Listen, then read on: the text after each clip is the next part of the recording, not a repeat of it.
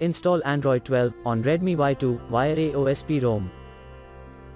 Please check the description for important notes and all the download links. First download ROM and GApps packages, then transfer the downloaded files to the phone storage, link is in the description below. Step 2.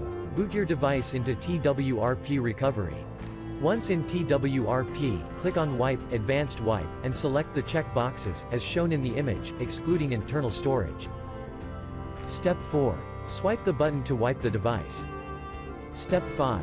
Go back to the recovery main screen, and tap on the Install button. Step 6. Navigate to the storage, and select the ROM zip file. Step 7.